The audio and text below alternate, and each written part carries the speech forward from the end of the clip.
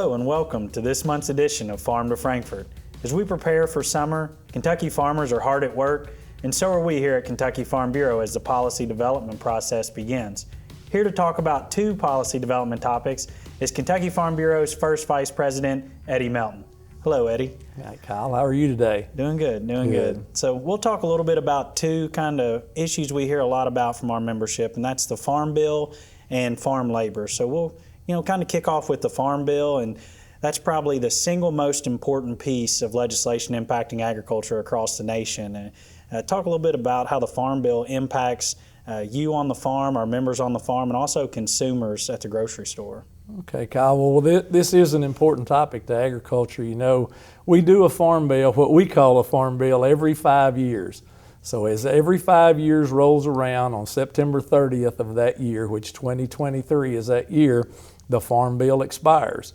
So they either have to do an extension or they have to pass a Farm Bill. Our hope is here at Kentucky Farm Bureau is that we pass a Farm Bill on time and we get legislation that's put in place that actually works with us on the farm. But the Farm Bill has different titles. I think the last year was the Farm Improvement Act of 2018 was the Farm Bill that we just put in, that we're working under right now till this one expires. But we think it's important that we call it a Farm Bill because that keeps the farm sector tied into the Farm Bill, because 80% of the Farm Bill is the food and nutrition title, such as the SNAP program and the WIC program and all those nutrition titles, which is important to us too because we produce food on the farm level. Yeah. So that's kind of where we are with the Farm Bill and the naming of it and how often it comes around. So that leaves 20% for kind of the traditional farm safety net programs, the commodity, crop insurance, conservation, research, all those other titles. Talk about how important those commodity title and crop insurance title, those safety net programs are to you on your farm. Well, the crop insurance piece is definitely important to us because as we've seen the last few years, our expenses have gone up astronomically for what fertilizer, seed, and all the fuel prices and things that we've been working under. So as we do that, we need to have that surety out there that when we grow a crop and we put that crop out there, that we can get the income back in and buy insurance. It's an insurance product and we pay a premium for that so that we have that safety net there. And a lot of lenders really, when you're borrowing money to put out a crop, and it's pretty expensive to put a crop out. And that's important, needing that ag finance and lending. Agriculture is one business where you can do everything right and still with one natural disaster can lose everything. So that's what that crop insurance is. Without it, it'd probably be near impossible to get a lender to help with that. It is, and it's especially important to beginning and young farmers. And I think that's one thing that our organization has always strived for, because we have a priority that we like to see young and beginning farmers get into business, and they need that assurance out there. And actually one thing that American Farm Bureau is working on this year is bringing specialty crops in that, because as people have expanded and we've moved away from tobacco in some areas here, there's still a lot of tobacco production, but the specialty crops have really come in. A lot of people are growing vegetables and doing that local food thing, and that is important to our organization, that those local food producers have the surety there again, that they have crop insurance too. So that's going to be something that we're working on, expanding that this year. Yeah, and it's been pretty recent years, maybe the 2014 Farm Bill, where we saw some livestock eligibility for crop insurance, and obviously livestock's a huge sector here in Kentucky. So it is, and we're always looking for new ideas of how we can help in the Farm Bill with our livestock producers, all of our livestock producers. If somebody has a good idea in our policy development process, and that's what you and I both work on every day, that we want those ideas. If you have an idea that you talk about in your county or at the coffee shop or wherever, there's an idea that you think that needs to be implemented, we need to hear about it, because we love hearing those ideas from out in our membership and out in the counties that we do. Absolutely, and we're the voice for agriculture, also the voice for rural Kentucky, and that rural development piece of the Farm Bill has seen where we've gotten hundreds of millions of dollars in rural broadband deployment and investment, and that's something that was been a priority for us for many years now, and happy to see that kind of come to fruition. It is. Now, so. You know, when the permanent law, which goes back into the 40s, there have been a couple of iterations of permanent law. but the last permanent law was, I think, like in 1948. So if we don't pass a farm bill or they don't do an extension by September 30th, we revert back to that law. Now that would probably be catastrophic to a lot of things because there wasn't a crop insurance. There were 3 titles in the farm bill at that time. We have 12 titles to the farm bill right now. And another piece of it is a conservation title. You know, you hear a lot about conservation, and one thing about our farmers is that there are a lot of practices that are put on our farms. Farmers are doing their part to conserve land, and you know, we talk about climate smart agriculture. That's been a big topic in the last few years here. So we're looking for ideas on those things too, but cover crops, all the things, a lot of practices for livestock producers in the EQIP program and all that we work through the farm bill that we get those implemented. Yeah, and now's the time for county farm bureaus and members to be thinking about those, as you mentioned, to how can we improve upon those programs and expand and make them more, I guess, accessible to all farmers. It is, and you'll be traveling around the state in July. I think we here. both will be. We will be, but we travel around and talk about policy development process with all of our district farm bureaus. And again, I just want to emphasize to our membership how important it is that we hear from them. Absolutely. And give the resolutions committee something as we work with them in November to getting ready for our annual meeting and the policy development season, that we have those topics. Absolutely. And so farm bill topic, obviously major issue, that probably the number one issue we hear about from our members, or I do, probably you as well, is farm labor, H-2A reform. We've been working on this issue for a couple decades now. It's continues to get more burdensome, it seems like. We continue to try to get things going in the right direction, but each administration can change because so much of the H-2A program is in regulation. Talk a little bit about the struggles with farm labor and how that impacts the farmers and also consumers. Well, you know, every farm, including ours, we struggle to find people that want to come to the farm and work. It's just, I don't know what it is. I love what we do, but it's just a struggle to get people there. And then when you have some of the crops that we grow, they are labor intensive, and they have to have more labor to be able to do those.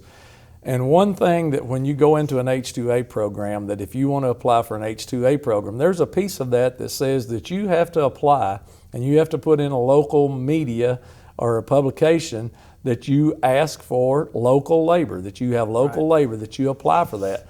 So that's the one thing, and if you get local labor, then you can't go through the H-2A program. But I can assure you, most times when people apply for local labor, that they get out there, if they do show up, they're not going to stay long usually, and they're not going to do the work that has to be done there. It seems to be a misconception in Washington and out and about in the states where this H-2A program might displace workers, and that's American workers, and that's just not the case. Like, you have to apply for domestic workers, and when you find none, only then can you move forward with the H-2A process. Program. That's right, and I know people that have done it numerous times, and they don't ever get any phone calls at all. Right. So it's a piece of it that we don't understand really.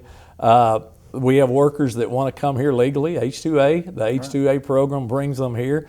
Temporarily, and it's quite cumbersome sometimes to get the applications in and then get it to the workers and get the workers to the consulate that they have to be approved through, and then they're here. But there's a lot of things that the farmer has to do when they bring H-2A labor in that a lot of people don't understand. One thing is transportation. You have to provide transportation to and from wherever their home is. Yeah. Another piece is you have to provide housing, and that housing has to be inspected, and it has to be up to standards, and you have to have those folks come in and inspect the housing and make sure it's right. One funny thing I think that you and I have talked about in the past is that housing, as they come in and talk about housing, and you can have an air-conditioned house, and you can have it up and working in really good shape, but you have to have screens on those windows. Right. In fact, we know of a case to where there were some people living in the house, and they had a screen door on the house. And the workers that were living in the house decided they didn't want a screen door on the house, and they took it down. Well, after they took it down, they had an inspection come in, and that farmer was in violation of a practice that he had nothing to do with. But it is a challenge to do that. But we have to have workers here, and farmers are willing to go through those challenges to get labor to grow the crops that we grow. All those specialty crops that I was talking about, very labor intensive to do those things. Yeah, and we actually, I believe, did a Farm Bureau Faces of H2A where we highlighted some H2A workers. I think another misconception out and about in the United States and in Washington in particular is that these farmers are treated unfairly or poorly, and that's just not the case. A lot of these H2A workers, they're family. They're here. They celebrate kids' birthdays and Thanksgiving and Christmas with the family, and they're compensated very well. I feel like a lot of our members speak to us like these H2A employees are part of their family, but it's so cumbersome every single year to get them back over here. It is. It's the same process every time, and one thing that we hear our members talk about all the time is that they want those same workers to come back to their farm, because I have employees on my farm that have been with me for 20 years. They know how to do what you do on your farm. So if you get those same workers through the H2A program coming back to your farm every year, they know what you're going to do, and they know what they're doing, and they want to come back, and they want to be here and work, and they want to make money and to send back to their families that are still living in Mexico or wherever they come from. So they're excited to be able to be here and glad to be here. But every year it's the same bureaucratic paperwork. It is. We hear about it's a lot of snail mail where you're still doing all that by paper rather than electronics. And I think COVID helped some take that to electronic, but it's still just a very cumbersome process, but also a costly process. There's fees associated. Before you're ever even guaranteed workers, you're paying fees just to apply. In some cases in excess of $1,000 just to apply per employee. And we know of incidences where farmers have had crops maturing and their workers get held up at the consulate, and you have no control over that whatsoever. And you try to find all the help you can, and I know Farm Bureau's been willing and able to try to see if there's anything we can do for some of our members if they have workers that get held up. But actually, people can lose a crop with the maturity of the crop when they can't get workers to come in and get it done on a timely basis. Well, I know you and I have spent time together in Washington, and I know every time we're there, this is an issue we bring up to our congressional delegation. And obviously, it remains an important issue. We're going to continue to work on that and do what we can for our members. But I think it's important that if there is any policy out there as we kick off, we've got a lot of good policy. We do. But things develop. There's new regulations that are going to impact H2A that will come out just this summer. There's final rules being implemented as we speak in Washington, again, by reg, not by law. It doesn't take a passage of Congress. It takes a stroke of a pen, as they say. So I think we do continue to work, but just continue to encourage our members to submit those policy ideas. It is, you may be sitting in a tractor sometime as a farmer and you're thinking about things as you're sitting there. You think, well, that's not a very good idea. I think we'd like to hear that little idea that you have that you may not think amounts to anything, but it actually may be something that you know about when you're lobbying and your team is lobbying in Washington that may be a little piece of something that you can use that may change a policy. And that's always exciting to us when we see one of our members bring something to us and we can work it through our process and work toward implementing it and make it better for the farm. Yeah, absolutely. Well, any other kind of words of wisdom, farm bill or farm labor or otherwise? I'm excited about this new program that you're working on here, Farm to Frankfort. I think it's going to be informative, and we'll come up with ideas to talk about. But we're excited to get to do it, and so I just appreciate the time being with you today. Well, thank you, Eddie, for all your work. And Kentucky Farm Bureau is the voice of agriculture. We have been for 104 years now. We will always fight for our members and advocate for policies that are important to our membership. As we get into the policy development process, we encourage each of you to be active in your county farm bureaus. This is where our grassroots policy efforts begin. As always, our strength is in our membership, and we thank you for your volunteer leadership. Thank you for watching this month's edition of Farm to Frankfort, and have a great day.